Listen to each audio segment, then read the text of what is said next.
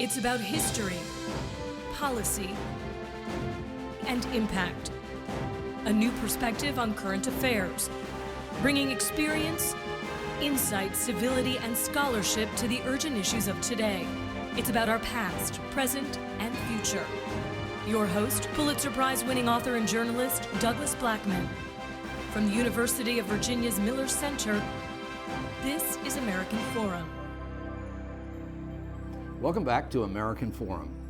Our guest in this episode is Michael Eric Dyson, one of our nation's most brilliant and impassioned intellectuals with an especially resonant voice on issues of importance to African Americans. He has written a new book, The Black Presidency, Barack Obama and the Politics of Race in America. Not long ago, many of us had begun to believe that the election of a black president meant somehow that the deep racial divides in our country and our politics might finally be disappearing. Instead, after what feels like a wave of police shootings, angry responses from citizens, a horrifying white supremacist massacre in Charleston, South Carolina, a surge of racist rhetoric, and at times, a seeming impotence on the part of our president, Dyson's book arrives at a moment when the nation is as embroiled in racial unrest and disappointment as it has been in a generation. Thanks for joining us. Thanks for having me. That was a really depressing intro that I just did. Right. Is it really as bad as that? I think if we are honest about it, we'd have to say yes, pretty much. I think your kind of brief genealogy of the recent history of racial turmoil and trauma in this country is pretty accurate.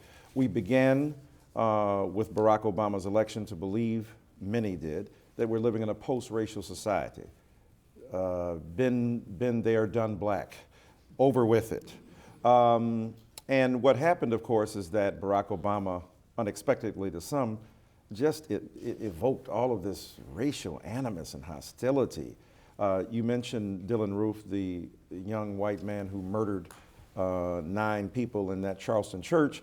He wrote a kind of crazed manifesto, and in it he said, "You people are taking over, basically. I have to do this." Well, only thing we've taken over completely is the prison industrial complex. We got a lock on that, so to speak. But what's interesting is that Barack Obama is an emblem and symbol of the rise of black power, not in the old school sense, but in the sense of exercising authority in a visible and public manner. And that has brought a lot of hostility across the board. I think many of the black people who have been assaulted by racial animus recently are urban proxies for Obama. Can't get to him, get to them. At the same time, I think that Barack Obama has been put into a box. He thinks it's a black box. He doesn't really want to be ghettoized to speak about race, but to see it that way is to miss an opportunity to lead from the bully pulpit that only the President of the United States occupies in this country. You're not saying he's been the perfect president or the perfect African-American president, for sure. Of course not. Now, let me begin by saying he's been an extraordinary president, to be sure. He came into office, the fiscal crisis was crazy. If the first black president allows the banks to fail, that's a headline you can't get over. Forget waiting for 4 years. He might not have made it to the next month. He can't let the ship of state go asunder because of its heavy financial weight. So he had to bail the banks out, which ultimately helped the nation's economy. He had the TARP, he had the recession money. He bailed out the automobile industry and put them back on the street, so to speak, and they're in full wheels. He also gave us health care, all this in the first year or two of his administration, which is rather extraordinary. And then he's faced obstruction, the likes of which we've never seen. Even with heavy fueled, obstructions of presidents in the past, nobody's faced quite what Obama has faced because of that racial layer that's on top of all of that. So he will, I think, in my estimation, go down as one of the greatest presidents we've ever had, but race will not earn him that plaudit. His dealing with race has been lamentable in many ways. In fact, he practiced racial procrastination. Put it off, let's not do it right now. Not say something very obvious. Even in his last State of the Union, going out the door, it's your Hail Mary, it's your swan song. You can pretty much say what you want to say within the confines and parameters of etiquette and so on. Not a mention of Black Lives Matter, which he has on occasion spoken about and quite eloquently. No mention of the prison industrial complex, no mention of police brutality, no mention of citizens of this country the vast majority of whom supported him, and the problems that they confront. That is unacceptable, because if the price of admission is the denial of our voices once our bodies get in, the price of admission for his presidency cannot be that we are not allowed to speak about with intelligence and skill the issues of race that he has written about brilliantly. He's felt the nation to push them, to encourage them to deal with an issue, not in a way that he has to raise his hand and come out the White House painted red, black, and green. Although on the last day, if he wants to do that, I'll be there with him going, Rafiki Wakuumba. So dashiki in place. Dashiki in place afro, maybe a gold grill, saying, hey, I live in public housing and I've been a black man doing it for 8 years, I'm out. Every president has had to confront it in serious and reflective fashion, some in reactionary fashion, but they've had to deal with it and not avoid it. He can't get a pass because he's a black man for that issue. I think if he would say, or some proxy of his would say, first, when I was running for president in 2008, right, I was already making it pretty clear that I wanted to be the president of everybody. I wanted to be this uniter, and that he viewed that as an important transition for the country. Sure. In the same way that Hillary Clinton has struggled with whether to be seeking to be the first woman president or to just be another president. Right. And President Obama struggled with and navigated that issue in those same ways. He has spoken about race periodically, and sometimes in these quite eloquent ways, as after the terrible massacre in Charleston. Absolutely. And the speech he gave in Selma, and some of those things you write about in the book. Sure. But I think the sense of what you're saying about much of his presidency is that those things are insufficient. Right. Well, yeah, you laid them out. Let's take them one by one if I can remember them. So first of all, when he's talking about, I want to be the president of all Americans. Hey, I want you to be the president of all Americans too, including African American people. I'm arguing you haven't been the president of all Americans. You've excluded African American people from the most serious central consideration you might yield. So the point is that Barack Obama has enjoyed and has pursued the black electorate through various channels in subtle ways. I know, I was there. I was part of the people who supported him, and vigorously so. And when you talk about, and I've said this to the president face to face in the White House, his approach is, a rising tide lifts all boats. I can't be specifically aimed toward black people. Targeted policies don't work. I believe in the universal. I said, Mr. President, when you go to the emergency ward, you don't get medicine. If you have a hangnail, you get aspirin. If you have diabetes, you get insulin. If you have cancer, you get chemotherapy.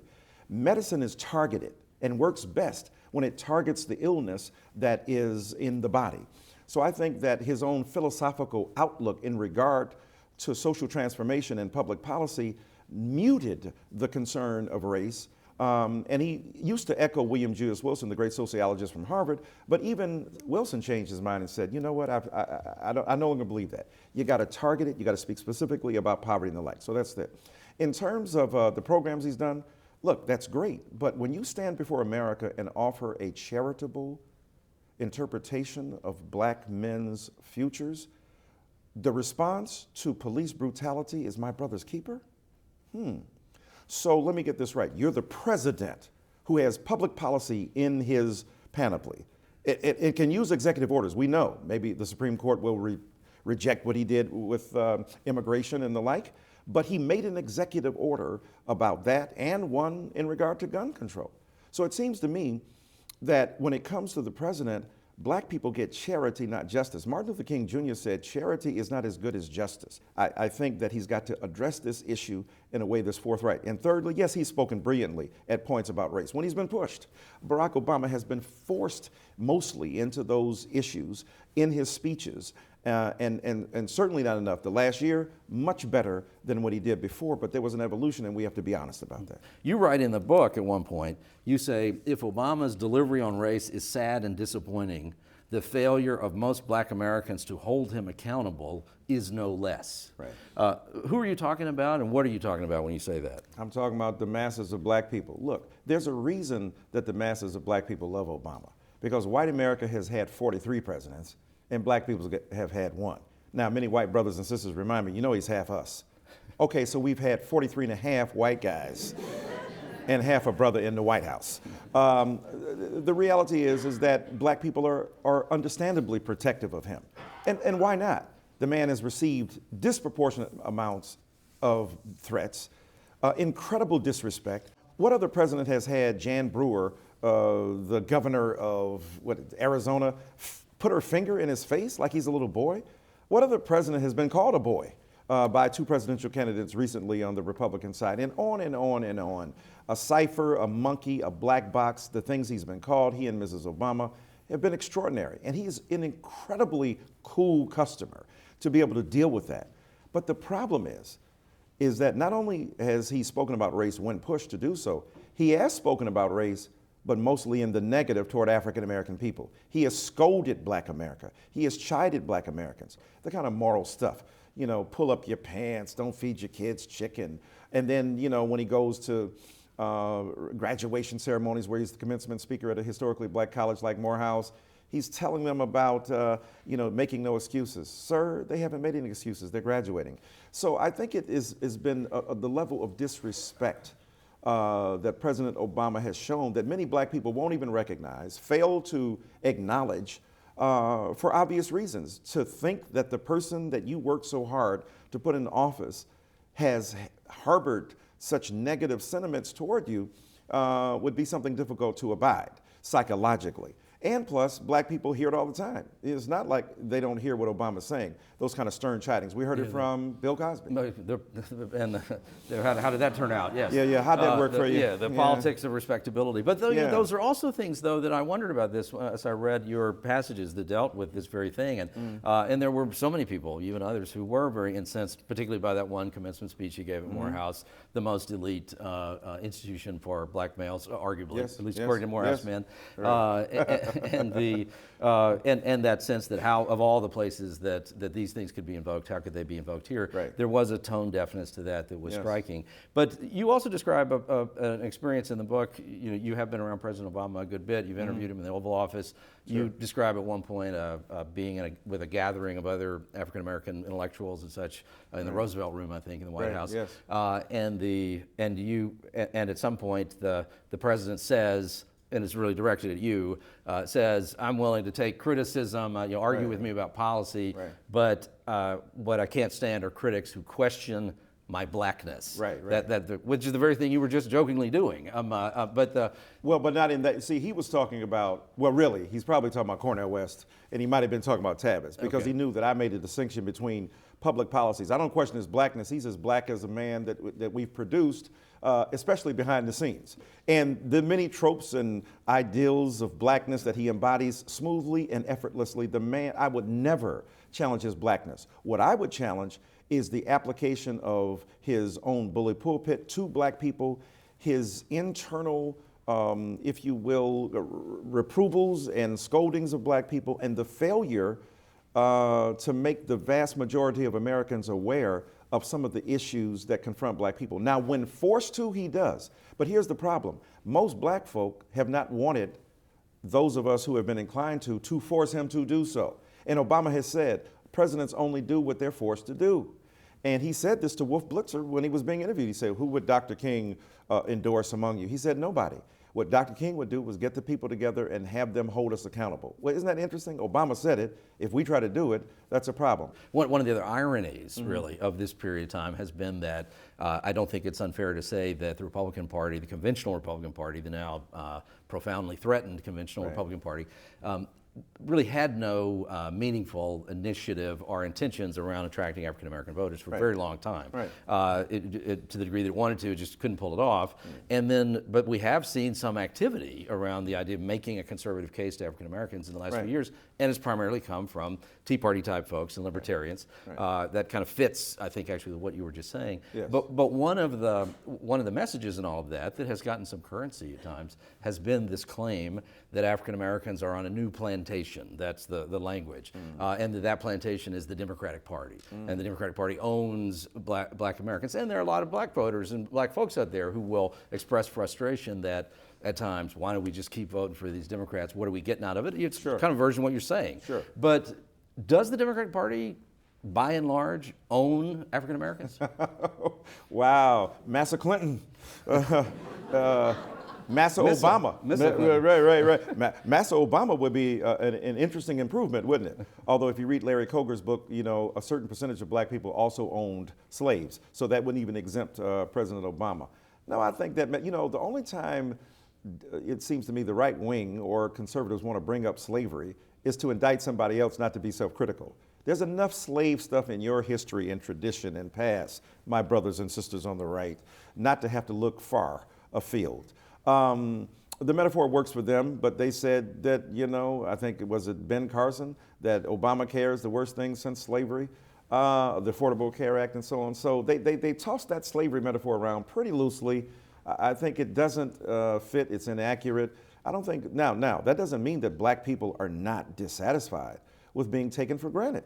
And maybe it's just that African Americans have, by and large, have the sense they have no other recourse. Well, what other recourse do they have? That's a great point. See, so the point is, we could, you know, Bernie Sanders is surging in the race now, and people think, well, that's a powerful recourse.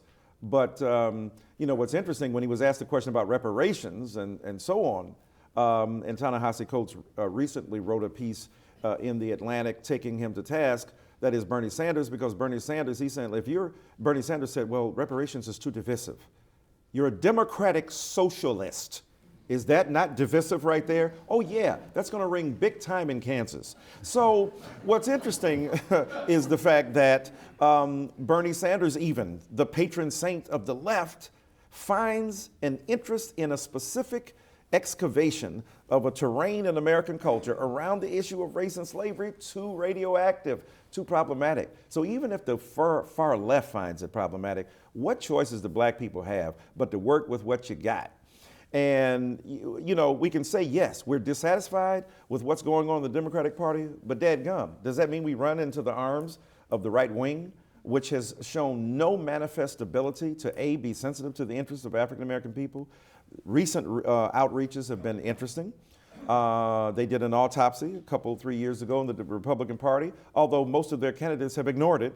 Reince Priebus may be discouraged by that, but the reality is that you don't run into the arms of people who are further away from a sense of you know, engagement with your issues because the people closest to you have failed to do so. So you engage in constructive critique. You engage in serious resistance. The Black Lives Matter movement says we will not be partisan. In that sense, we will hold everybody's feet to the fire and hold politicians accountable, and to a degree that has worked both with Clinton and Sanders in terms of putting these issues, pushing these issues to the forefront. But yeah, there's some legitimate disgruntlement with what's going on. But you know, all relationships have disgruntlement. You know, you don't just leave at the first sign, although we've been married for a long time to the Democratic Party, at least since FDR. And there's been, I think, progressive disgruntlement and arguing about, are there alternatives? Was there a third party? Can we go the Green Party? Can we do a black political party? None of those things have really worked. So black people are, by situation, coerced into a relationship with the Democrats, but also using and leveraging that position to demand some issues be put on the agenda that otherwise would not be there. And what would, very quickly, what would an executive action that he could have taken that would have somehow been meaningful to you in this regard? What might that have been? Well, look, you can talk about the very interest of America in regard to policing is to say, you know, people have to live in the neighborhoods that they police, all right? In terms of actual recognizable policies, right? People who live in Delaware go over to police people in Baltimore, we get the Freddie Gray situation. People living outside of Ferguson may come to Ferguson. It seems to me that one executive order could be that when a prosecutor is engaged in reflecting on whether or not to send a case to the grand jury, that the protocol be that we have a special prosecutor, the way Cuomo mandated in New York, and to put forth, at least from the Justice Department, a strong argument that such a measure should be adapted locally. There's no federal intervention in the name of this concern without local recognition, and so I'm not silly about that. But there's something that the president could do to suggest that this is a serious issue and that prosecutors who work with police people are not likely to put them to the test in terms of being put before a jury. President Obama will soon not be President Obama, or not be in the office. I'm gonna miss him. I'm gonna miss him, man. But he's a very young man. He's 54 years old. Yeah. If in fact he has stopped smoking and continues to not smoke, then the odds are he's going to be around for certainly 30 years, maybe 40 years, maybe much longer than that. Is he a kind of quasi-president for the next generation or two? Yeah, the thing he said he wasn't, the president of Black America, he might become. So, not a bad second job. You know, Martin Luther King Jr. had it, Jesse Jackson, Al Sharpton. I don't know if they want to share Sharpton with Obama, but Obama is extremely beloved. Will be much more than a president of black people de facto, so to speak. But he will be extremely well loved and well regarded across the board. But does he become a kingmaker in the way that Bill Clinton tried to become a kingmaker, but could not quite accomplish? I think so. I think that, look, his influence is huge. He may be a kingmaker in terms of anointing the next one, whether that's the person running for the president or the Senate and so on. His voice will be heard, his influence will be felt, and I suspect that many of us will miss him. There was another quote that Dr. King was fond of, borrowing from Gandhi, in which he said that nonviolent civil disobedience is only effective when the oppressor loves the oppressed. Right. It is challenging that the love between these two parties, that then nonviolent civil disobedience actually has an effect, opens the eyes of the oppressor. What's your bottom line view? I mean, do the oppressors, to borrow the language, do the oppressors love the oppressed enough in America for this wound to be healed? Yeah, that's a powerful question you raised there. And as many theologians have talked about, Jürgen Moltmann and others, a prisoner of hope. So in that sense, I'm hopeful in hope against hope. I never used to understand hope against hope. What does that mean? That means even when there's no evident reason to hope, there's something you've got to pull upon. And that is the history and tradition of black struggle against white supremacy, social injustice, economic inequality, the oppressor loving the oppressed. We might say, where's the love? We don't feel it. At the same time, Martin Luther King Jr. understood that you had to love the hell out of the oppressor. What is more bitter than losing your life in a church at prayer meeting because of your openness and taking the Bible seriously? Be careful to keep strangers out, lest you entertain angels unaware. This young white man exploited the humanity of the black people that he denied by killing them. The very raison d'etre that fueled his hate-filled crime was repudiated by the love he saw, and it almost stopped him. He says, I had second thoughts. When Dylan Roof went into that church, he was encountering probably the only people who loved him in his world.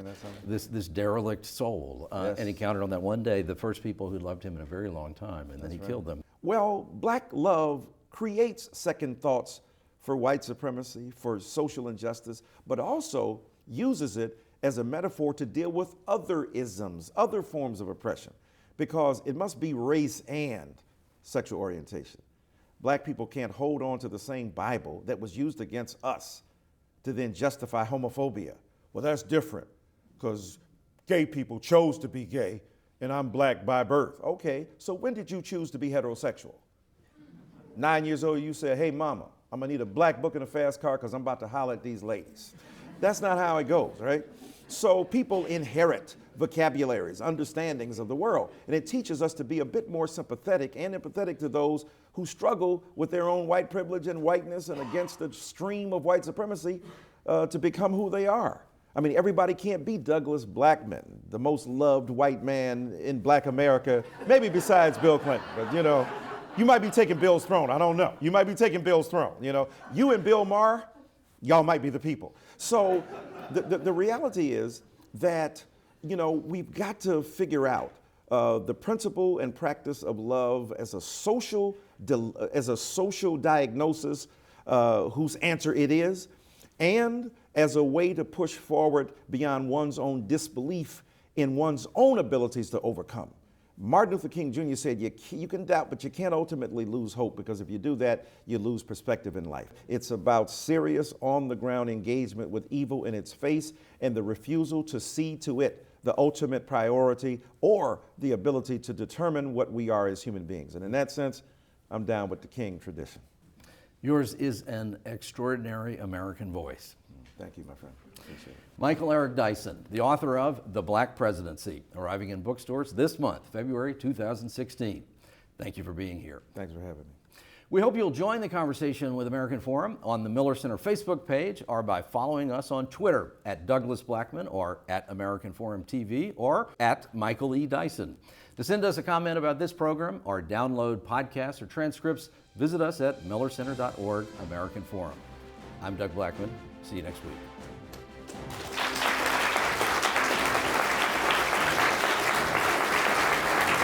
Great.